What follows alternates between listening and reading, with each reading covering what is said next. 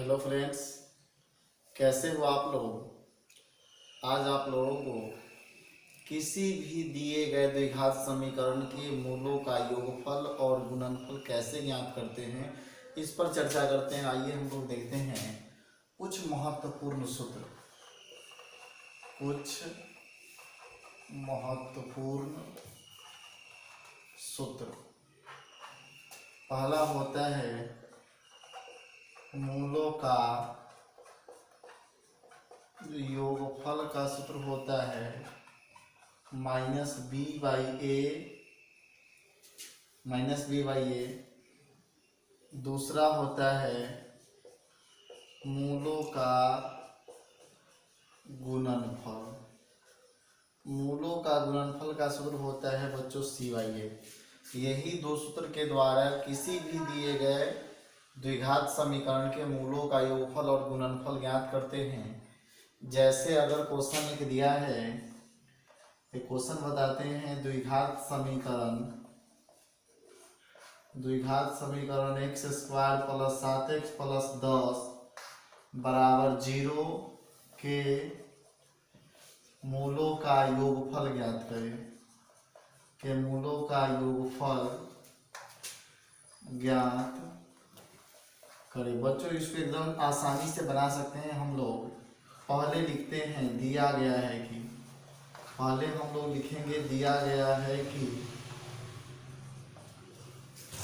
दिया गया के बाद लिखते हैं यहाँ क्वेश्चन में द्विघात समीकरण दिया है, इसलिए लिखेंगे कि दिया गया है कि द्विघात समीकरण कितना दिया है, x² + 7x + 10 बराबर 0। यही हमारे पास समीकरण है और इस समीकरण के मूलों का योगफल निकालना है। कैसे निकालते हैं? योगफल निकालने के लिए सबसे पहले लिखते हैं यहाँ a बराबर, a का मान कहाँ होता है बच्चों, तो a का मान x² के बगल में होता है जो कि कुछ भी नहीं दिख रहा है, इसलिए a का मान 1 होगा। b का मान बीच में होता है 7, c का मान 10। a b c का जब मान आ जाए तब जो क्वेश्चन पूछ रहा है उसका सूत्र लगाएंगे। तब नीचे लिखेंगे तो सूत्र से हमको निकालना है मूलों का योगफल। तो लिखते हैं मूलों का योगफल बराबर सूत्र होता है -b/a, जो कि बच्चों यहाँ दिया है मूलों का योगफल -b/a। तो माइनस b के जगह हमारा 7 हो जाएगा, a के जगह कुछ भी नहीं 1 है, तो 1 का कोई वैल्यू नहीं होता है, इसका मतलब -7। तो बच्चों हम लोग मूलों का योगफल निकाल चुके हैं क्वेश्चन में। अगर इसी तरह अगर मूलों का गुणनफल आता तो इतना क्रिया में कोई बदलाव नहीं होता और योगफल के जगह हमारा मूलों का गुणनफल हो जाता और यहाँ लिखा जाता c/a। तो c का मान हम लोग डाल देते 10, a का मान 1, 10/1 आता। 10/1 का मतलब केवल 10 आता। तो इस हिसाब से बच्चों हम लोग मूलों का योगफल और गुणनफल ज्ञात कर सकते हैं। जैसे इसमें तो केवल योगफल था, हम लोग शॉर्टकट में गुणनफल निकाल कर बताते हैं आपको, जो कि आप लोग लिखिएगा नहीं। जैसे इसमें योगफल दिया है तो योगफल हम निकाल लिए। अगर देता कि मूलों का गुणनफल भी निकाले, मतलब दोनों एक साथ, नहीं तो अगर अलग भी दिया होता कि मूलों का गुणनफल निकालना है तो लिखते मूलों का गुणनफल बराबर, गुणनफल का सूत्र होता है c/a।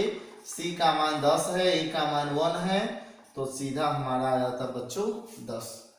तो बच्चों अब हम लोग किसी भी द्विघात समीकरण के मूलों का योगफल और गुणनफल आसानी से इस सूत्र के द्वारा, इस विधि से निकाल सकते हैं, जो कि बोर्ड परीक्षा में अक्सर पूछे आते हैं कि मूलों का योगफल निकालें, मूलों का गुणनफल निकालें। तो चलिए आइए बच्चों, अब हम लोग जो है द्विघात समीकरण का विविक्तकर या विवेचक कैसे निकालते हैं, तो आइए उस पर बात करते हैं। द्विघात समीकरण के विवेचक और विविक्तकर पर तो क्या करते हैं, देखिए बच्चों,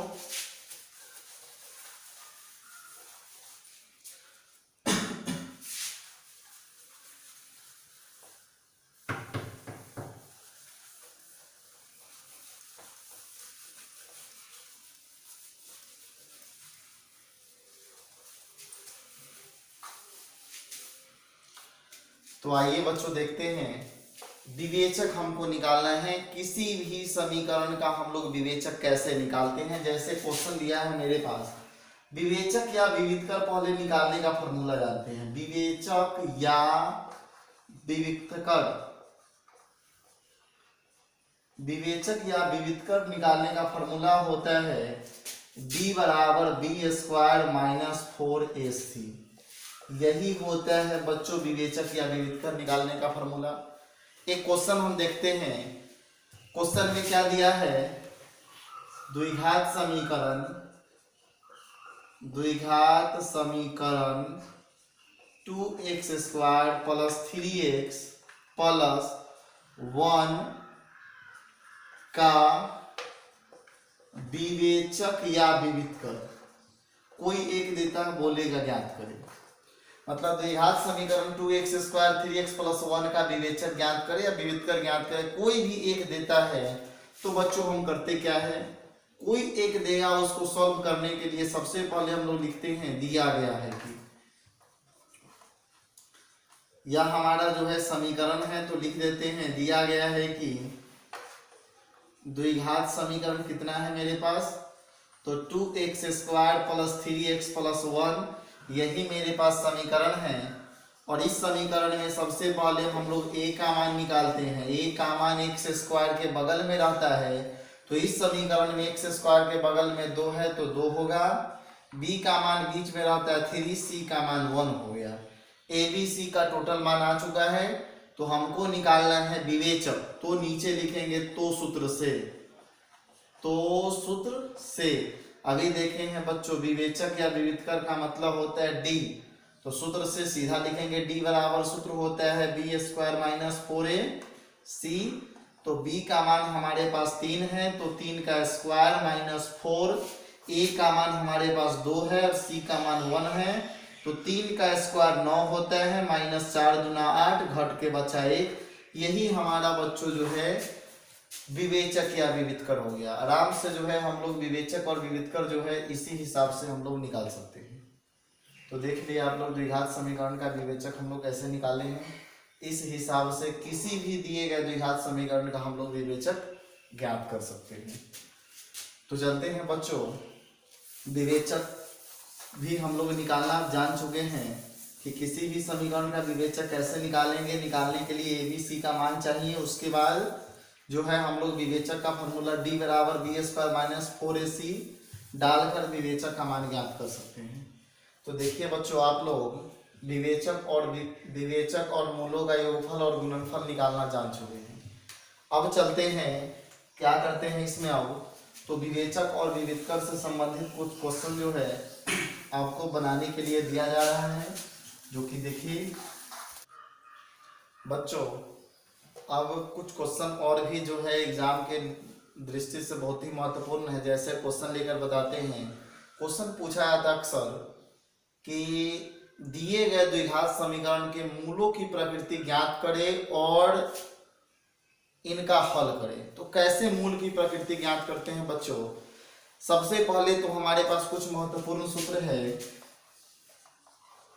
कुछ महत्वपूर्ण सूत्र क्या क्या होता है। नंबर 1 कहता है कि बी स्क्वायर माइनस 4ac का मान यदि 0 से बड़ा हो, बी स्क्वायर माइनस 4ac का मान यदि 0 से बड़ा हो तो दो असमान और वास्तविक मूल होंगे। दो असमान और वास्तविक मूल होंगे, वास्तविक मूल होंगे।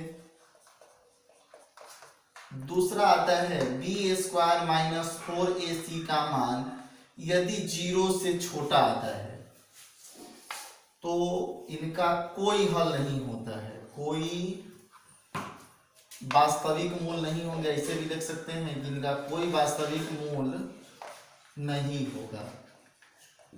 और एक लास्ट आता है बी स्क्वायर माइनस 4ac बराबर अगर 0 होता है तो इनके दो समान और दो समान और वास्तविक मूल होंगे, दो समान और वास्तविक मूल होंगे।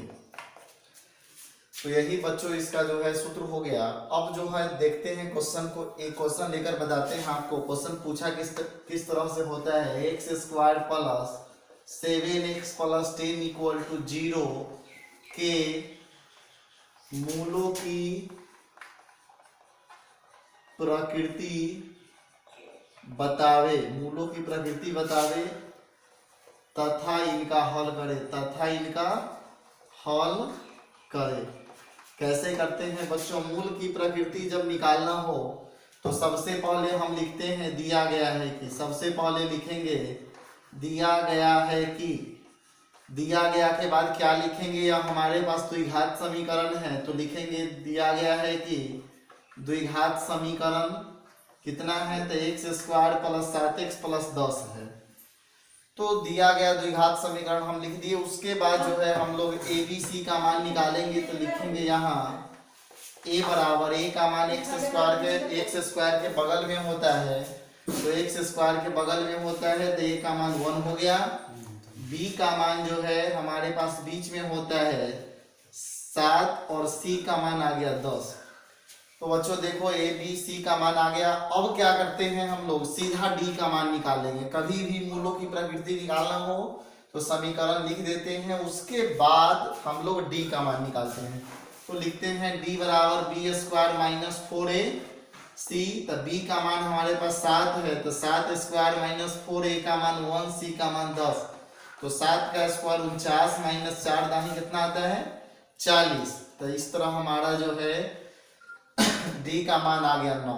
तो डी का मान जो है हम लोग देख रहे हैं कि बी स्क्वायर माइनस 4ac का मान 0 से बड़ा है, मतलब 9 है। यहाँ देखिए बी स्क्वायर माइनस 4ac का मान यदि 0 से बड़ा हो तो इसको लिखते हैं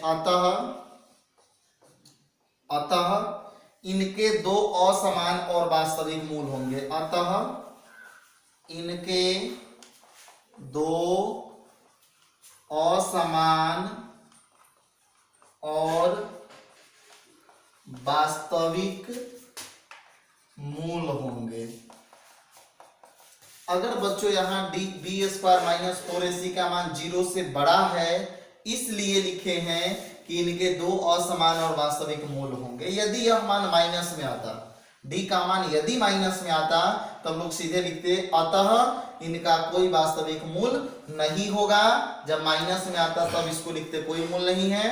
अगर डी का मान जो है 0 आ जाए, यहाँ लिखा है बी स्क्वायर माइनस 4ac का मान 0 हो, तो बी स्क्वायर माइनस 4ac का मान यदि 0 आ जाता तो लिखते अतः इनके दो समान और वास्तविक मूल होंगे। मतलब यहाँ चेंज इस तरह से कर सकते हैं। उसके बाद जो है जब चेंज कर देंगे तो क्वेश्चन कह रहा था कि मूलों की प्रकृति बताए, तो यहाँ हम प्रकृति बता दिए। उसके बाद कह रहा है इनका हल करें, तो हल करेंगे इस प्रश्न को द्विघाती सूत्र से। तो देखते हैं बच्चों द्विघाती सूत्र से इसको हल कैसे करेंगे। तो द्विघाती सूत्र से हल करने के लिए इससे पहले वाले प्रश्न में भी बताया गया है कि द्विघाती सूत्र विधि से हम लोग कैसे हल करते हैं। तो देखिए अब आप लोगों को द्विघाती सूत्र का सूत्र बताते हैं। लिखेंगे तो सूत्र से, तो द्विघाती सूत्र से लिखते हैं। तो द्विघाती सूत्र से आप देखते हैं बच्चों द्विघाती सूत्र होता क्या है। तो द्विघाती सूत्र होता है x बराबर minus b plus minus root under d बटा 2a, यही हमारा द्विघाती सूत्र है। तो x बराबर माइनस b का मान कितना है मेरे पास 7 है, प्लस माइनस के प्लस माइनस रहने दिए, रूट अंडर के रूट अंडर, d का मान अंदर है तो d का मान 9 हो गया बटा 2, और a का मान कितना है, तो a का मान मेरे पास 1 है तो a लिख दिए। तो x का मान आ गया -7 प्लस माइनस, और 9 का वर्गमूल बच्चों 3 आता है बटा 2 एकम 2 हो गया। अब क्या करते हैं बच्चों, जब x का मान इतना आ गया तो अब हम क्या करेंगे कि अब इसका आगे हल नहीं होगा, क्योंकि यहाँ माइनस है यहाँ प्लस माइनस है, इसका हल नहीं होगा। इसलिए हम लोग पहले लिखेंगे प्लस चिन्ह लेने पर। प्लस चिन्ह लेने पर जब प्लस चिन्ह लेंगे तो x का मान आ जाएगा -7। अब प्लस चिन्ह का मतलब प्लस माइनस में केवल प्लस लेना है, बट्टा 3 भागा 2, मतलब कि 7 और 3 में बड़ा अंक माइनस में, तो पहले माइनस देंगे और घटा देते हैं, तो 4/2 कैंसिल हो गया, बचा 2, तो घट के आ गया -2। तो बच्चों प्लस चिन्ह लेने पर हमको आ गया -2। इसी तरह माइनस चिन्ह लेकर देखेंगे तो बताते हैं कि माइनस चिन्ह लेकर इसको कैसे बनाते हैं। तो प्लस चिन्ह पर एक मूल आ गया। अब क्या करते हैं, इसको माइनस चिन्ह लेकर बनाएंगे हम। तो देखते हैं बच्चों, सिंपल इसको लिखते आओ कि माइनस चिन्ह लेने पर, प्लस ले लिए थे तो लिखते माइनस चिन्ह लेने पर।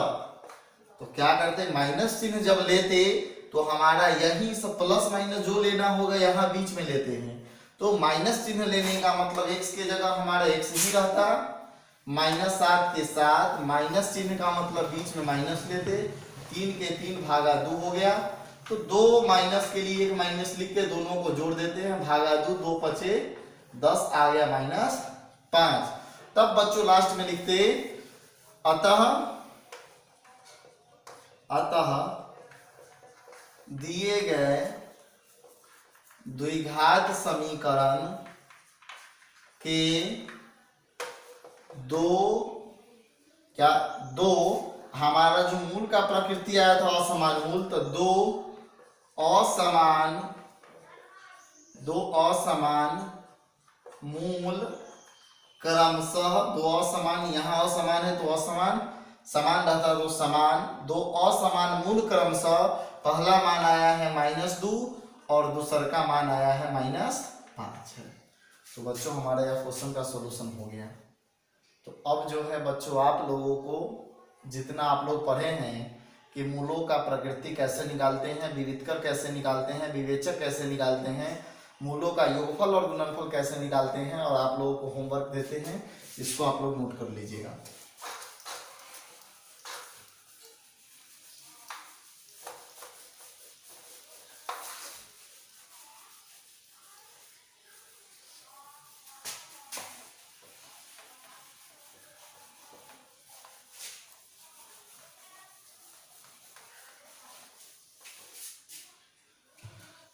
देखते हैं बच्चों, क्वेश्चन आपको दिया जा रहा है नंबर 1 में।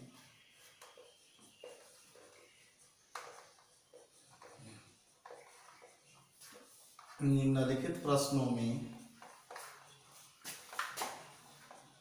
मूलों का योगफल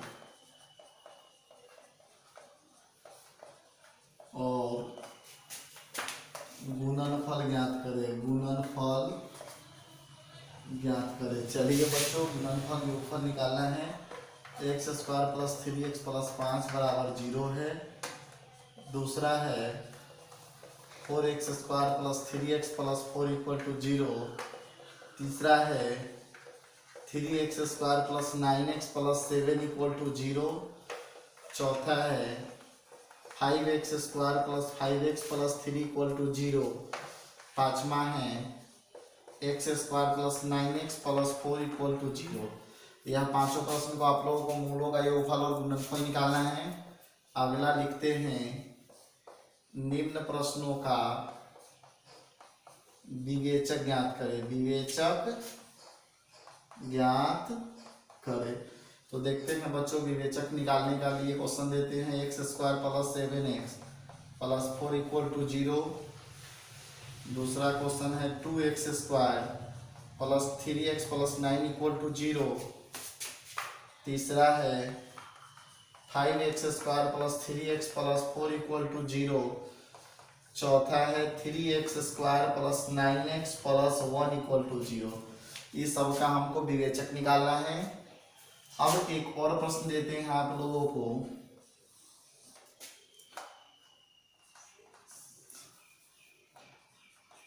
निम्न प्रश्नों में मूलों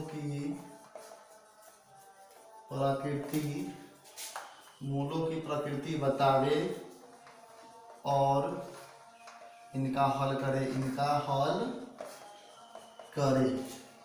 चलते हैं बच्चों, क्वेश्चन है x² + 4x + 5 = 0। दूसरा है 2x² + 3x + 4 = 0। चौथा है 3x² + 5h + 2 = 0। बस यही आप लोगों का होमवर्क रहा। अब अगले दिन इस होमवर्क को बना कर लाइएगा और अगले दिन जो है हमारा अगला चैप्टर होगा। इस चैप्टर के महत्वपूर्ण टॉपिक्स पर हम लोग बात कर चुके हैं, इसको बना कर लाइएगा। जो डाउट होगा उसको कमेंट बॉक्स में डाल दीजिएगा ताकि हम आपके दिए गए डाउट्स को अगले वीडियो बना पाए।